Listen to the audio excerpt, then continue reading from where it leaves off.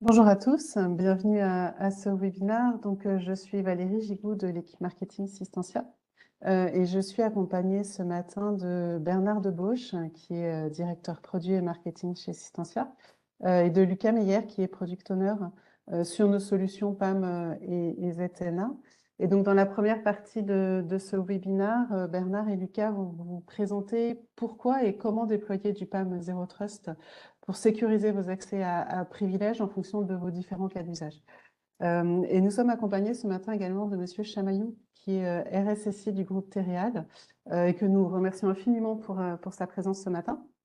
Et donc, dans une deuxième partie de ce webinaire, Monsieur Chamaillou partagera avec vous son retour d'expérience sur le déploiement de notre plateforme PAM Zero Trust pour sécuriser les accès à privilèges de son organisation.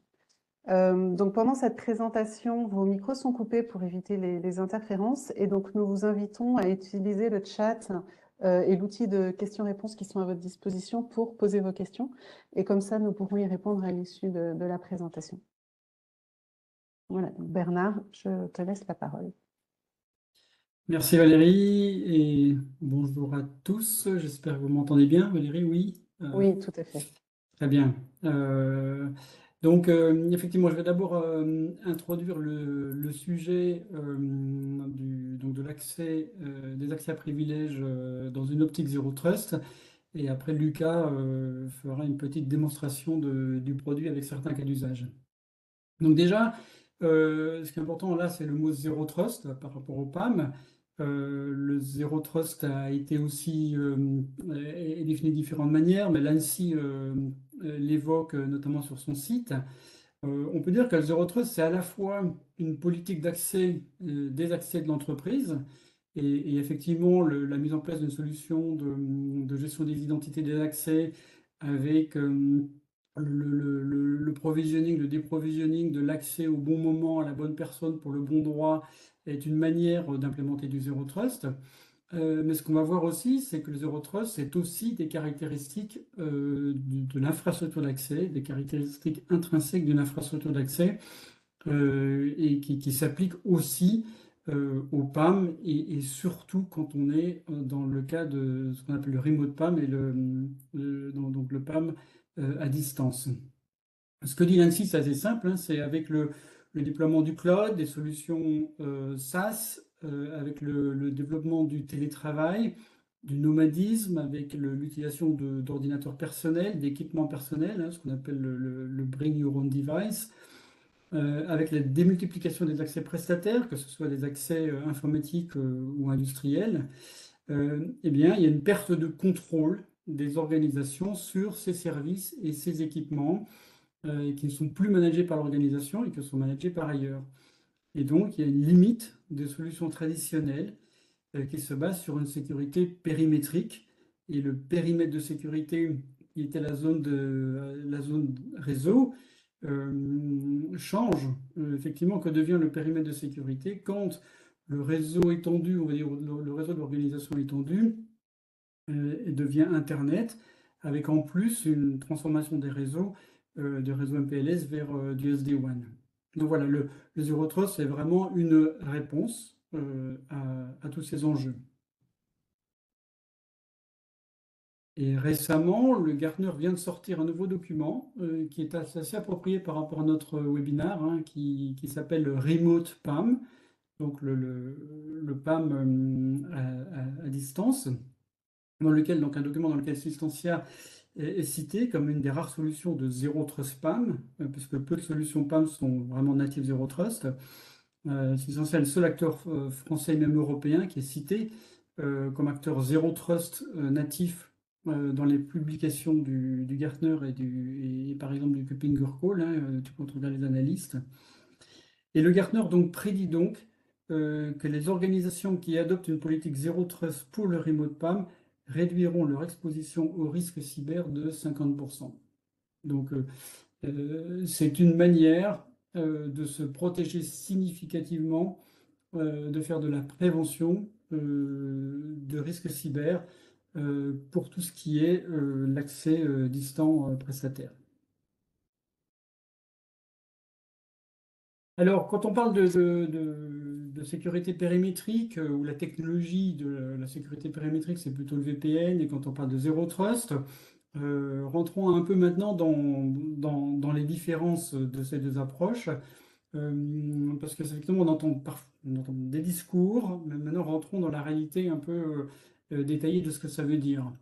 Si on compare une approche périmétrique VPN à une approche Zero Trust, d'un point de vue du périmètre de sécurité, pour le VPN, le périmètre, c'est le réseau de l'organisation. Dans le Zero Trust, le nouveau périmètre de sécurité, c'est le contexte de l'utilisateur qui définit le périmètre. Donc le niveau d'accès pour le VPN, c'est le niveau d'accès au niveau du réseau. Pour le Zero Trust, c'est au niveau de l'application, de la ressource.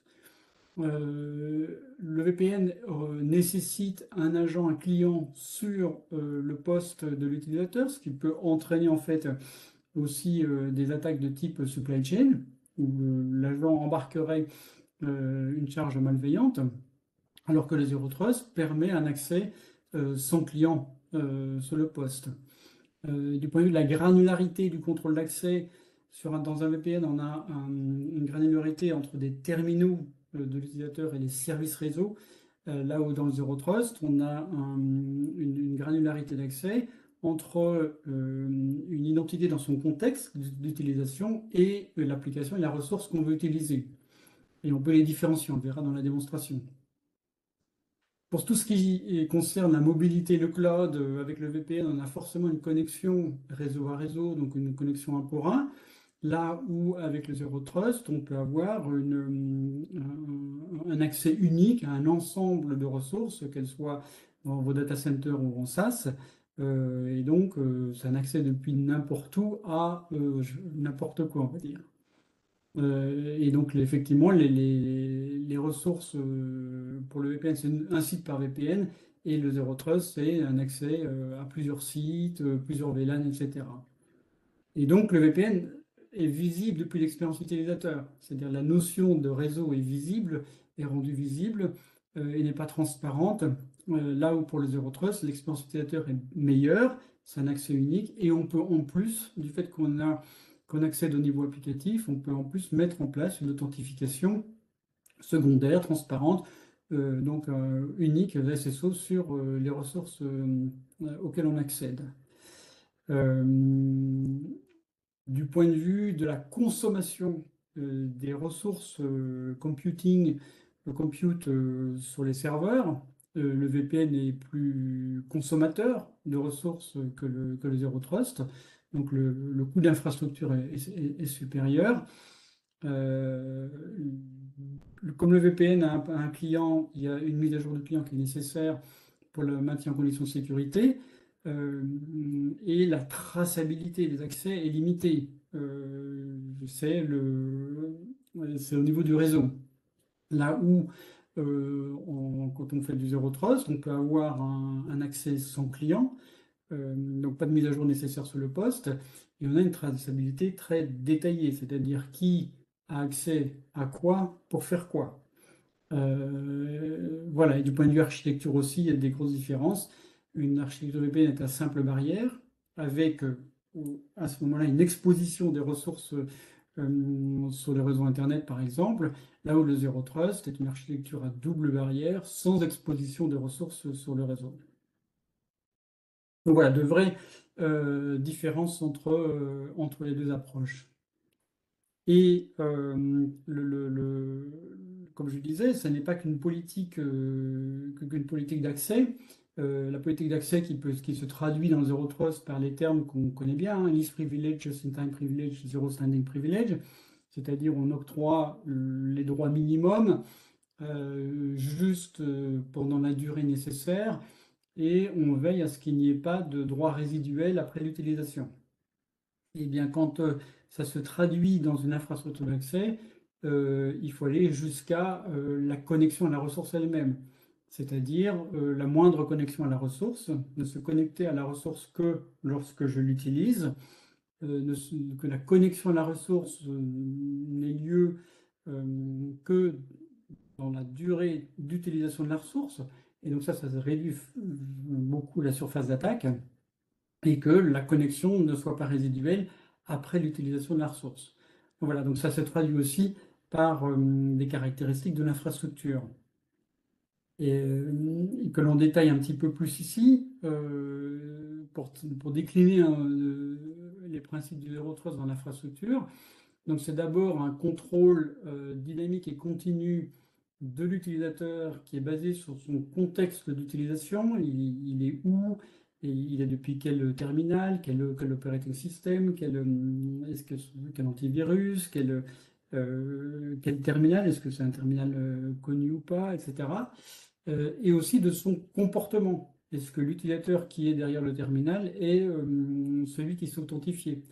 Donc voilà, analyse comportementale de l'utilisateur pour être sûr que c'est toujours la bonne personne derrière l'écran. Il y a un contrôle dynamique et continu du poste de travail également. Ensuite, comme je l'ai dit, c'est une architecture qui garantit qu'aucune application ou ressource ne soit exposée sur le réseau. Donc ça, ce sont des technologies, c'est dans l'architecture.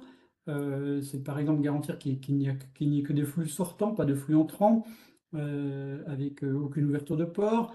C'est aussi la rupture protocolaire. C'est aussi la réécriture d'URL qui fait que quand j'accède à une ressource web, l'URL qui est affichée dans le navigateur est inexploitable en dehors du produit.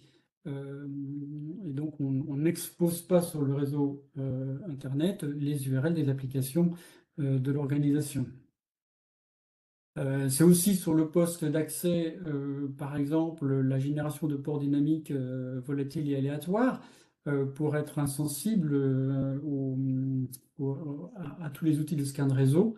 Et donc, pour éviter toutes les attaques de type brute force, par exemple, sur les protocoles standards. Et enfin, c'est exploiter les technologies d'isolation pour faire en sorte que, par exemple, je ne rends que des images à l'utilisateur, je ne saisis que des flux clavier-souris, je limite en fait toute l'interaction avec le poste, avec le système d'exploitation du poste, avec une vraie rupture protocolaire, et qui fait que les programmes malveillants ou tout ce qui est un malware ransomware ne peut pas passer au travers de cette technologie.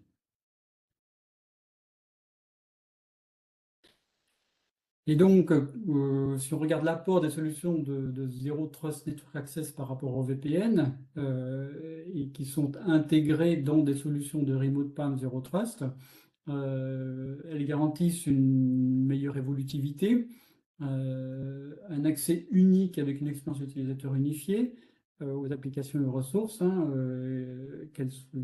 qui peuvent être réparties dans différents data centers et dans différents clouds ou même vers différents SaaS.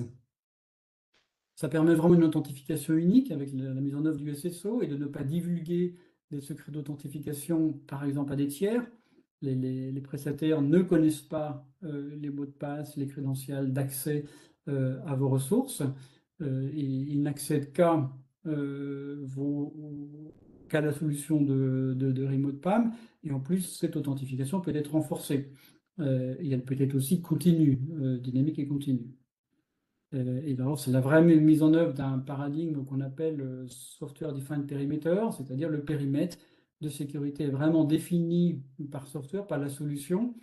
Et vous le verrez dans la démonstration par exemple, c'est la définition des conditions d'accès, où je différencie en fait le droit d'accès à la solution en fonction du contexte de l'utilisateur. Et c'est défini par logiciel, c'est pas défini par le réseau. Alors, on identifie par rapport au remote PAM trois grands cas d'usage. Donc les schémas que vous voyez, que vous verrez dans les slides sont pour certains qui viennent directement des documents d'ANSSI. Il y a deux documents de référence qui sont importants pour nous. C'est le PA022 qui a été mis à jour l'année dernière, je pense, pour tout ce qui concerne l'administration des systèmes d'information et qui intègre aussi toute la partie administration à distance. Et puis le document PAMS qui est le document de l'ANSSI par rapport à toute l'administration des systèmes d'information quand ils sont externalisés à un fournisseur tiers, donc à un prestataire qui peut d'ailleurs être qualifié PAMS. Donc le premier cas, c'est l'accès prestataire, avec la mise en œuvre de certaines caractéristiques Zero Trust, comme vraiment la mise en œuvre d'une authentification renforcée, le fait de protéger les secrets, de ne pas les divulguer, de limiter l'accès au strict nécessaire, et la connexion à la ressource ne se passe qu'au moment de l'utilisation de la ressource. Éviter de déployer un client, donc un accès avec un navigateur suffit avec une rupture protocolaire. Permettre aussi la collaboration de différents acteurs dans une même session utilisateur. C'est-à-dire que quand je fais intervenir un prestataire, parfois j'ai quand même envie de voir ce qu'il fait, ou le prestataire a besoin de mon aide, de l'aide d'un administrateur interne pour travailler ensemble dans la même session. Donc c'est un élément très important aussi. Et c'est l'enregistrement à la fois vidéo, mais aussi de toute la traçabilité des sessions. Un autre cas important, on le voit de plus en plus, c'est que le remote PAM s'applique à tout ce qui est infrastructure informatique, mais ça s'applique aussi à tout ce qui est infrastructure industrielle. Et les cas d'usage sont très semblables. Il y a une différence d'environnement, parce que les contextes industriels sont beaucoup plus variés d'un point de vue hétérogène, d'un point de vue des protocoles utilisés, des fournisseurs d'équipements, etc. Euh, et donc, mais on voit de plus en plus la combinaison de ces deux cas d'usage. C'est important de les cloisonner. Nous, à Cleanroom, par exemple, ou CyberEmons, on permet qu'une même solution, par les différents tenants qu'elle permet de gérer, par les différentes gateways qui sont déployés dans les différents réseaux, d'avoir une même solution tout en cloisonnant les accès IT et OT. Donc le cas d'usage, c'est l'accès depuis un poste distant par un collaborateur de l'entreprise ou par un prestataire euh, à une application d'automate. Certains automates exposent par exemple des applications web de pilotage. Ça peut être aussi un accès à une station d'ingénierie qui contient des applications industrielles de conduite et de pilotage, comme TIA Portal par exemple, ou directement que l'application industrielle soit sur le poste distant et doivent accéder à l'automate au travers d'un tunnel sécurisé. Donc ça, ce sont des cas d'usage qu'on voit. Et donc, comme je le disais, c'est important de cloisonner ces différents accès. On voit le cloisonnement IT-OT, on voit aussi des cloisonnements régulés, non régulés, pour ceux qui sont soumis à la NIS 2. Et du coup, le remote PAM sur l'outil apporte cette valeur très importante dans le monde industriel qu'ils appellent l'imputabilité des accès, c'est-à-dire être garanti de savoir qui a fait quoi sur quel équipement à quel moment. Et enfin, le dernier cas d'usage, c'est plutôt le télétravail et le nomadisme, qui sont deux choses différentes. Le télétravail est assez planifié, organisé. Le nomadisme, c'est plutôt des personnes qui sont en déplacement. Et donc là, l'idée, c'est vraiment de réduire l'accès au strict nécessaire et selon le contexte de l'utilisateur. Donc en mettant en œuvre un accès web pur. Ça peut être depuis des tablettes aussi. On voit aussi pas mal d'accès depuis des tablettes en outil, par exemple, on le voit aussi, avec des contrôles de conformité du device, l'autorisation just-in-time d'accès, par exemple, à une ressource, et la possibilité de voir en temps réel ce qui se passe et de pouvoir intervenir sur la session en temps réel si nécessaire. Donc voilà les grands cas d'usage que l'on identifie pour les accès distants pour le PAM. Et je vais maintenant laisser la main à Lucas qui va nous démontrer quelques cas d'usage. Oui, bonjour à tous. Alors, pour les cas d'usage, je vous propose que nous nous mettions dans la peau, en fait, d'un compte client qui, pour ses besoins d'administration avec ses différentes machines, utilise plusieurs prestataires, plusieurs accès avec des prestataires. Les prestataires peuvent s'authentifier ou imposer un compte générique du fait qu'ils doivent gérer toute une panoplie de comptes clients avec lesquels ils ont aussi des roulements assez fréquents dans leurs équipes. Mais on peut aussi rencontrer le cas où les prestataires, pour chaque intervenant, va posséder son propre compte nominatif pour les différentes connexions chez leurs différents clients. Alors, je suis dans la peau du prestataire, un prestataire qui a imposé euh, l'utilisation d'un compte générique à ses clients. Donc, je vais me connecter avec un compte générique, peu importe l'intervenant chez ce prestataire, il va utiliser le même compte partagé dans l'équipe. Pour sécuriser tout de même cet accès, nous allons mettre en place une solution de MFA. En l'occurrence, ici, c'est la solution de MFA TOTP. C'est le principe d'avoir un code tournant toutes les 30 secondes et utiliser une application mobile pour récupérer le code. Et du fait que j'utilise un compte générique, le client chez qui je vais administrer son système d'information ne m'a pas autorisé l'accès continu à ces machines, à ces serveurs. Et c'est représenté sur le portail utilisateur de CyberElements par des tuiles où nous avons à chaque fois un cadenas rouge. Et si je dois intervenir sur l'une des machines de mon client, je suis obligé de lui donner une raison pour l'intervention. Donc, je peux donner par exemple une référence d'intervention XYZ, et je vais aussi demander à mon client de me laisser l'accès entre telle et telle date. Par exemple, je vais demander un accès jusque fin du mois et je soumets ma demande. Le client, il va tout de même s'assurer que la demande est légitime et pour ça, il peut éventuellement recontacter son partenaire. Et une fois que ces éléments de contrôle ont été effectués, le client va se connecter sur son interface d'administration, interface à laquelle je suis en train de me connecter. Et sur cette interface d'administration, il va pouvoir effectivement voir la demande de son prestataire, demande qu'il aurait pu aussi recevoir par une alerte mail pour ne pas être constamment connecté sur le produit.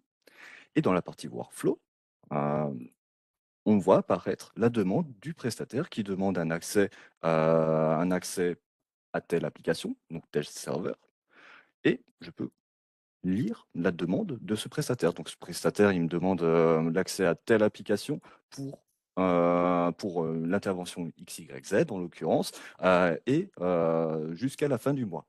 Bon. Je me dis que c'est un petit peu excessif comme ouverture d'accès. Donc, ce que je vais faire, connaissant le sujet sur lequel il doit intervenir, je lui donne accès uniquement jusqu'à la fin de cette semaine. Je vais nommer cet accès à ce premier prestataire.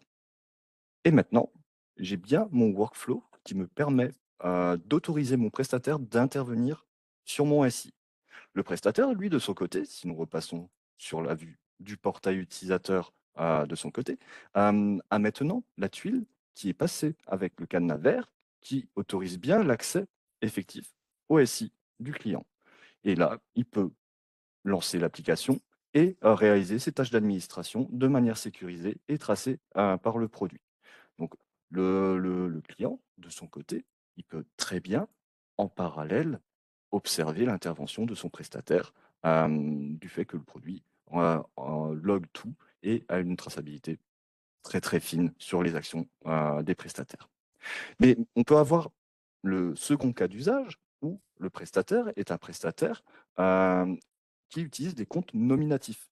Et si pour ce prestataire, il a un nouvel entrant qui vient d'arriver dans son équipe, nous, en termes d'administration, ce qu'on va faire, on va déclarer ce nouvel utilisateur chez ce prestataire.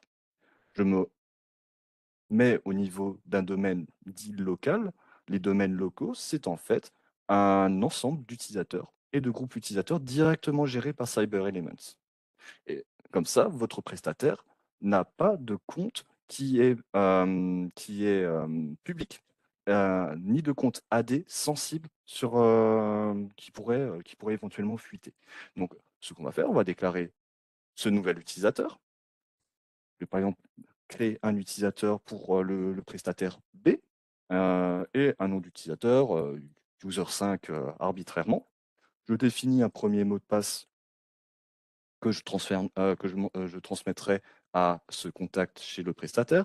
Je peux éventuellement donner un peu plus d'informations, le nom complet, une adresse mail pour savoir qui contacter, éventuellement le numéro de téléphone pour avoir toutes ces informations directement dans le produit. Et chose la plus importante aussi, je vais affecter cet utilisateur dans un groupe d'utilisateurs et à partir de maintenant, à l'aide de ce groupe utilisateur, je viens de lui octroyer tout un ensemble de droits sur ma plateforme. Et les droits vont être identiques entre tous les contacts de l'ensemble des intervenants chez ce prestataire. Maintenant, je vais juste me déconnecter de ma première connexion et j'endosse le rôle du prestataire B que nous venons juste de créer. Je me connecte pour la première fois sur l'environnement du client. Je saisis le mot de passe que le client m'a soumis et je vais avoir une demande de changement de mot de passe avec une complexité qu'en tant qu'administrateur du produit, nous définissons pour être certain que ce soit un mot de passe suffisamment robuste. J'ai saisi mon nouveau mot de passe et du fait que l'authentification à la plateforme nécessite une authentification à double facteur, ce double facteur, c'est un TOTP. TOTP que je vais pouvoir scanner en temps réel. Donc, je viens de saisir mon téléphone avec une application Microsoft Authenticator, Google Authenticator ou n'importe quelle application qui gère le TOTP pour scanner ce QR code. Et maintenant, je vais valider que j'ai bien réussi à scanner le QR code pour m'authentifier en multifacteur à la plateforme et mes prochaines connexions me demanderont mon login, mon mot de passe et mon code TOTP. Et pour ce prestataire B, j'ai fourni uniquement un accès à un serveur Windows, un accès dit HTML5, donc on webifie le flux directement dans le navigateur. J'ai accès au serveur administré. Je ne connais pas le mot de passe qui a été utilisé en tant que prestataire vers le serveur Windows. C'est Systentia Cleanroom ou CyberElements qui a injecté les identifiants. Et je n'ai aucune nécessité d'utiliser un agent sur mon poste utilisateur.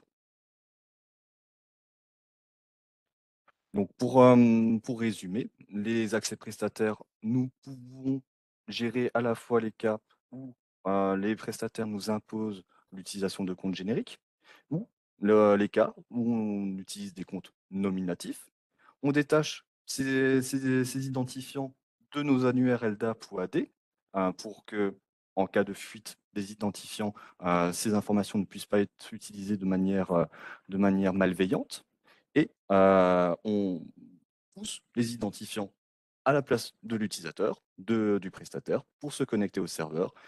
Et finalement, l'ensemble des actions réalisées, connexion à tel serveur, telle application lancée, telle commande lancée, tout ceci sera tracé pour toutes les connexions actuelles et futures des prestataires.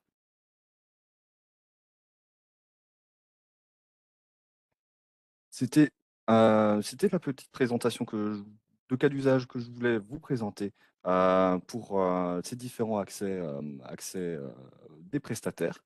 Et nous allons basculer avec Valérie et Monsieur Chamaillou pour le retour d'expérience d'utilisation de Cleanroom. Merci Lucas. Donc effectivement, Monsieur Chamaillot, un grand merci d'avoir accepté notre invitation pour partager votre retour d'expérience donc sur la mise en place d'une solution pour sécuriser vos accès à privilèges. Avant d'entrer dans le vif du sujet, est-ce que vous pourriez nous présenter le groupe Tereal et les missions de votre équipe? Oui, bien sûr, ouais. Bonjour à tous. Du coup, le groupe Terreal, on est un groupe industriel international dont le cœur de métier, c'est l'enveloppe du bâtiment. Donc, on va avoir toute la partie structure, briques, la partie toiture avec les tuiles, les accessoires métalliques, des centres de toit, etc., etc. On a une très forte présence en Europe de l'Est et en Europe de l'Ouest, mais on a aussi des filiales aux États-Unis, en Asie, etc. C'est à peu près 3200 collaborateurs à travers le monde et une cinquantaine d'usines. Donc vous l'avez compris, c'est vraiment du manufacturing, c'est vraiment milieu industriel.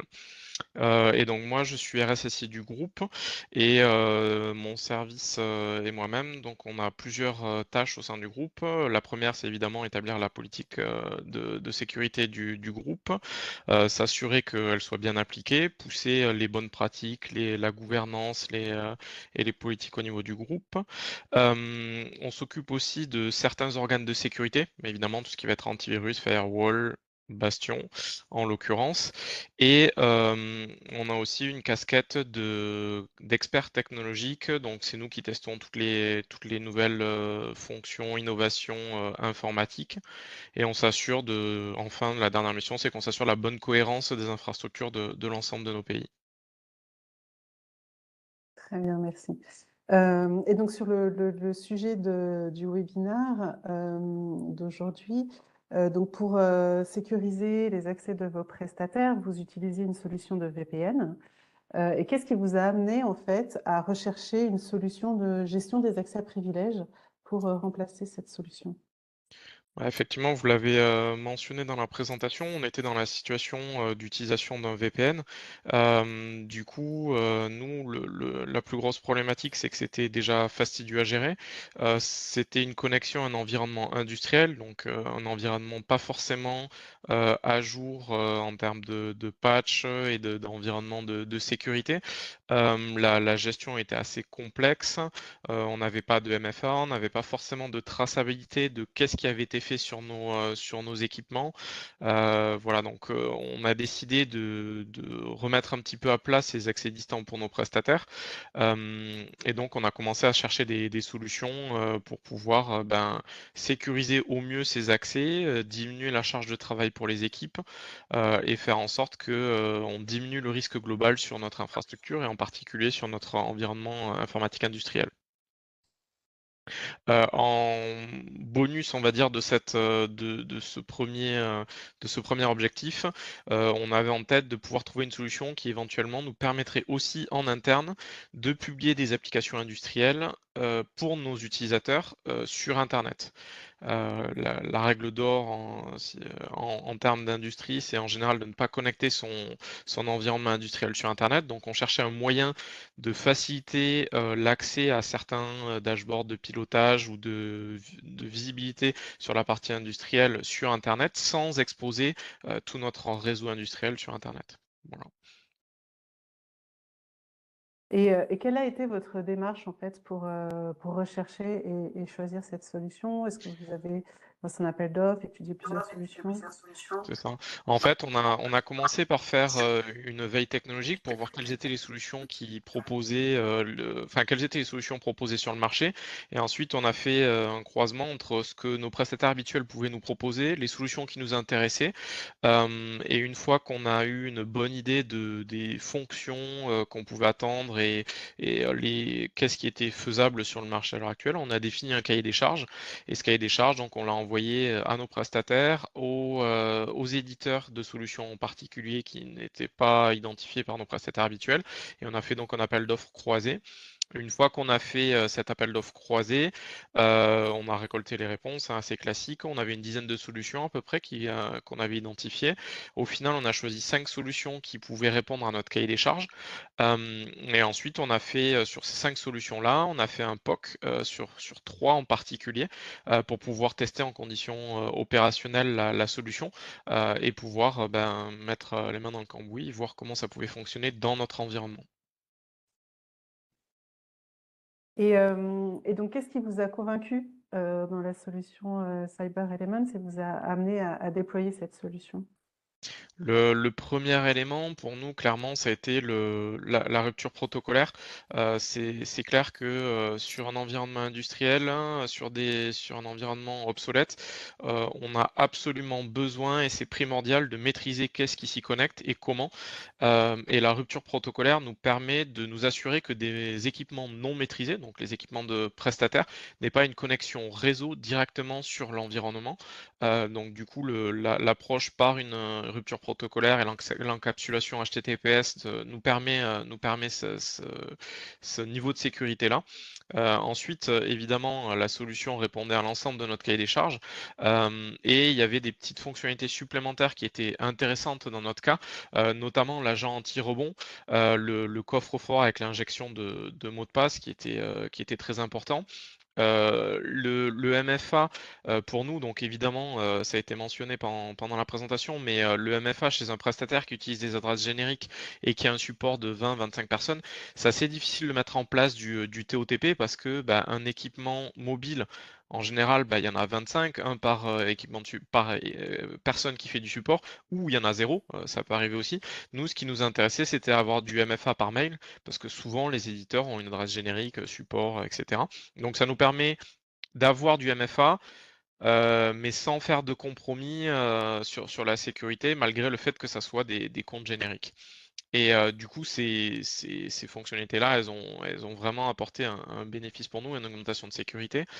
Ensuite, le troisième point, c'était clairement la simplicité d'implémentation. Nous, le POC, on a mis à peu près 2 heures pour mettre en place l'infrastructure, qui est en fait l'infrastructure définitive. Donc par rapport à d'autres solutions du marché, c'est clair que ça a été très très rapide. Et surtout, c'est 2 heures dépensées sur le POC qui étaient déjà rentabilisées sur la solution finale. Il y a eu beaucoup d'implications évidemment des équipes Systentia et des avant-ventes pour nous accompagner sur la mise en place, parce qu'il y a toujours des petites spécificités, des choses qui n'étaient pas prévues, qu'on n'avait pas anticipées, etc. Et le dernier point qui nous a convaincus, c'est que dans notre contexte, on a beaucoup de prestataires, beaucoup de machines cibles, par contre très peu de connexions concurrentes, c'est-à-dire que les prestataires, ils vont pas se connecter en général en même temps. Et donc du coup, le modèle de licensing de Systentia faisait clairement écho par rapport à notre utilisation, parce que bah, forcément les autres modèles au device ou à l'utilisateur, l'enveloppe budgétaire était bien supérieure à ce qu'on avait prévu, ce qu'on a pu avoir avec Systentia avec le mode de licence concurrente. D'accord. Et donc Cyber Elements, c'est une plateforme SaaS. Mhm. Qu'est-ce que vous apporte en particulier le SaaS dans votre contexte? Alors nous, il y avait deux aspects. Lors de notre appel d'offres, on n'avait pas mis de spécificité si c'était du SaaS ou du on-prem. On a laissé les éditeurs proposer la solution qui était la plus pertinente pour eux. Et au final, au fur et à mesure de l'évolution de l'appel d'offres et du POC, on s'est rendu compte de deux choses. La première, c'est que le fait de ne pas héberger la plateforme chez nous, ça nous permet d'avoir encore plus une rupture protocolaire parce que bah, la plateforme est hébergée chez l'éditeur et donc du coup s'il se passe quelque chose, potentiellement une faille de sécurité, bah, c'est cantonné à l'éditeur et donc ça, il n'y a pas d'emprise sur notre environnement. Si c'est lié purement à l'application web.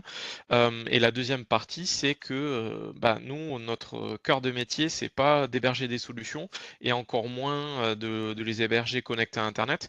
Donc du coup, on a préféré laisser cette partie-là à des spécialistes. L'avantage évidemment, c'est que la sécurité est déportée chez le prestataire, c'est lui qui fait les mises à jour, c'est lui qui s'assure de la démontée en version, etc., etc. Et surtout, bah, nous, on prend beaucoup moins de risques à ce niveau-là, puisqu'on a uniquement des passerelles qui ont une connexion sortante de notre environnement. Et à aucun moment, on a eu besoin de mettre en place une IP publique qui va pointer sur notre environnement connecté à Internet. Bien.